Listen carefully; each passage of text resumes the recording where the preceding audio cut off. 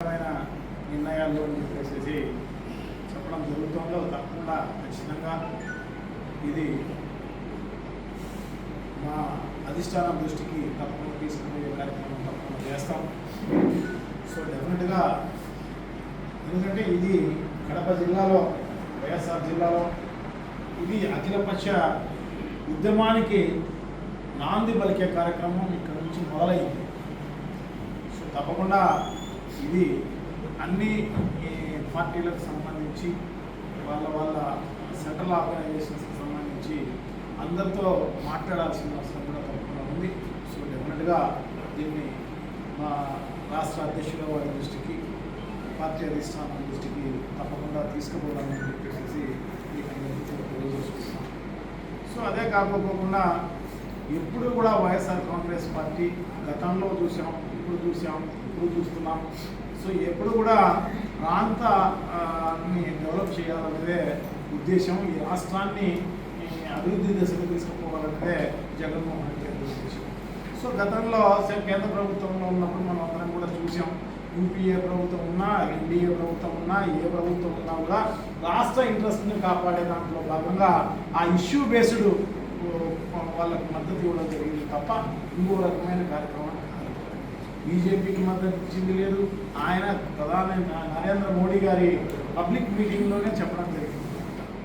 Public మీటింగ్లో ప్రజలందరికీ కూడా మోడీ ముందరనే చెప్పడం జరిగింది. మోడీ కూడా అర్థమయ్యే విధంగా చెప్పడం జరిగింది. సో అందుకోసమే నిన్నటి ఈ ఎలక్షన్ కూడా దానివల్లనే వచ్చింది, ఈ రకమైన రిజల్ట్ వచ్చిన పరిస్థితి కూడా. సో మనం ఇతను ఎప్పుడు చూసినా స్టేట్ ఇంట్రెస్ట్ తప్ప మా ఇంట్రెస్ట్ ఏం లేదు. ఇతన్ని ఎంత వెనకమ్మడి తీసుకొచ్చుకున్నా కూడా ఇతనికి ఎంత సపోర్ట్ చేసినా కూడా పెద్ద ఉపయోగం లేదు అన్న ఉద్దేశంతో వాళ్ళు వెనకమ్మడి వస్తారు అనుకుంటున్న తెలుగుదేశం పార్టీకి మద్దతు ఇవ్వడం జరిగింది. సో దాంట్లో భాగంగానే ఈవీఎం మేనేజ్మెంట్ జరిగింది.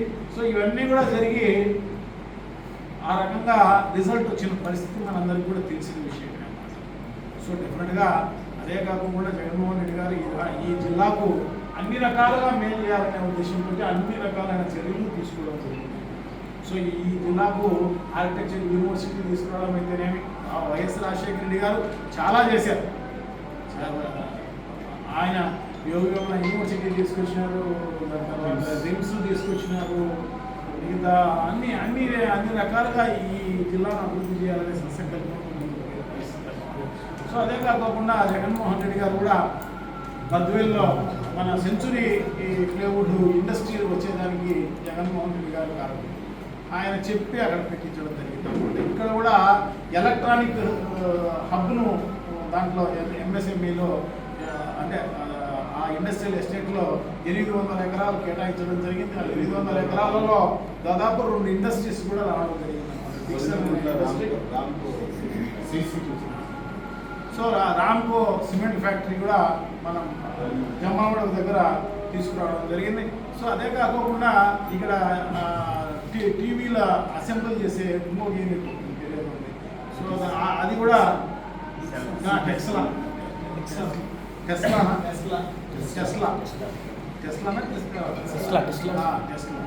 టెస్లా అనేది ఆ ఇండస్ట్రీ కూడా తొందరలోనే ఓపెనింగ్ వచ్చే కార్యక్రమం జరుగుతుంది. సో ఇప్పుడు దాదాపు 2000 మందికి ఉద్యోగం అక్కడ దొరుకుతుంది డిక్సన్లో. సో అదే కాకుండా దాదాపు 50-60 ఇండస్ట్రీస్ అక్కడికి చిన్నయో పెద్దయో మొత్తం పైన ఆ ఇండస్ట్రియల్ ఎస్టేట్కు తీసుకురావడం జరిగింది. సో ఈ కరోనా వల్ల కొంత డిలే జరిగిన పరిస్థితి. సో లేకపోతే ఖచ్చితంగా ఈ ఎవరు ఇండస్ట్రియలిస్ట్ కనపడినా కూడా ముందు కడపలో పెట్టండి అని చెప్పేసి రిక్వెస్ట్ చేసిన పరిస్థితి నేను చాలాసార్లు చూడడం జరిగింది. సో అందుకోసం ఆ ప్రాంత ఇంట్రెస్ట్ అనేది డెఫినెట్గా వైఎస్ఆర్ కాంగ్రెస్ పార్టీ ఇప్పుడు రావు. సో డెఫినెట్గా చేసే కార్యక్రమం చేస్తుంది అని చెప్పి మీకు అందరికీ కూడా తెలియజేసుకుంటాం. అదే కాకుండా అధికారంలో ఉన్నప్పుడు ఒక రకము, అధికారంలో లేనప్పుడు ఇంకో రకము అనేది ఎప్పుడు ఉండదు అని నేనైతే భావిస్తా. సో డెఫినెట్గా మీరు మీ దృష్టిలో ఎప్పుడు వచ్చినా రేపు ఎప్పుడైనా అధికారంలోకి వచ్చినా కూడా మీరు ఎప్పుడైనా కూడా నన్ను రిప్రజెంట్ చేయవచ్చు. సో డెఫినెట్గా ఆర్థిక వర్షాలు ఇక్కడే ఉన్నారు. మాకందరికీ కూడా ఎప్పుడు ఏర్పాటు చేసినా కూడా తప్పకుండా ప్రభుత్వ దృష్టికి తీసుకుపోయి ఆ సమస్యను తీర్చే కార్యక్రమం డెఫినెట్గా చేస్తాము అని చెప్పి మీకు అందరికీ కూడా తెలియజేసుకుంటూ, సో అది కాకుండా అన్ని రకాలైన సంక్షేమ కార్యక్రమాలు కూడా పార్టీలకు అతీతంగా, కులాలకు అతీతంగా, మతాలకు అతీతంగా, వర్గాలకు అతీతంగా అర్హతే ప్రమాణికంగా సంక్షేమ కార్యక్రమాలు అన్నీ అందించిన ఘనత జగన్మోహన్ రెడ్డి గారి.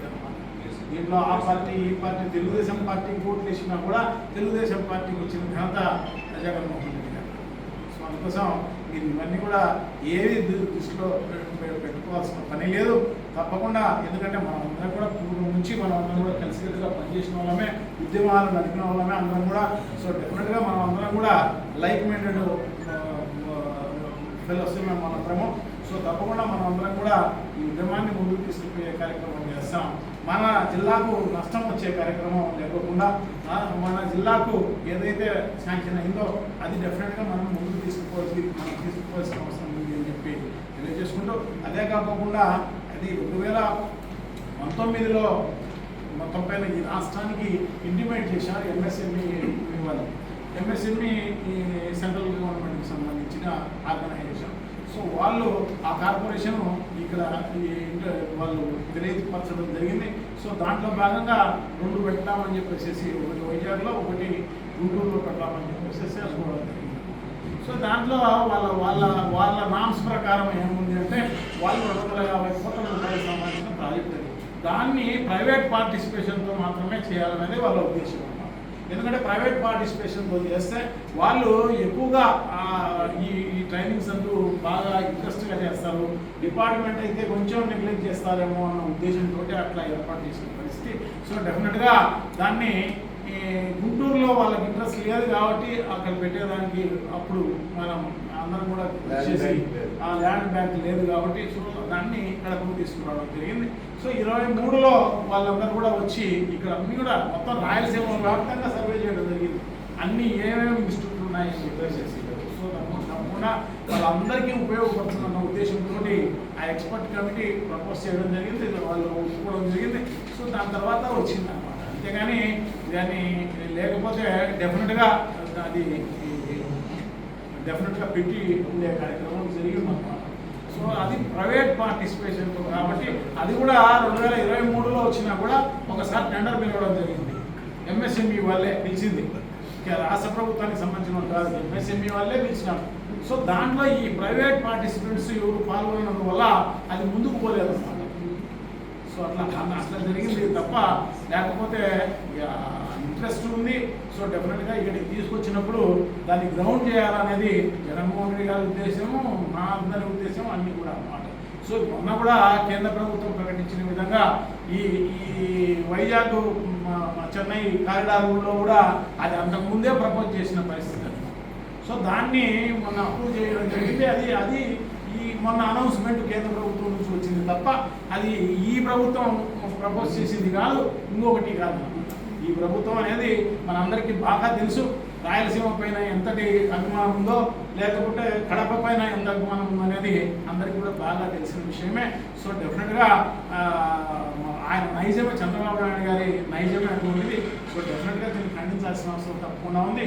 భవిష్యత్తులో మనం అందరం కూడా కలిసికట్టుగా ఉద్యమించాల్సిన అవసరం తప్పకుండా ఉంది అని చెప్పి మీకు అందరికీ కూడా తెలియజేసుకుంటూ సెలవు తీసుకుంటున్నాను. Thank you.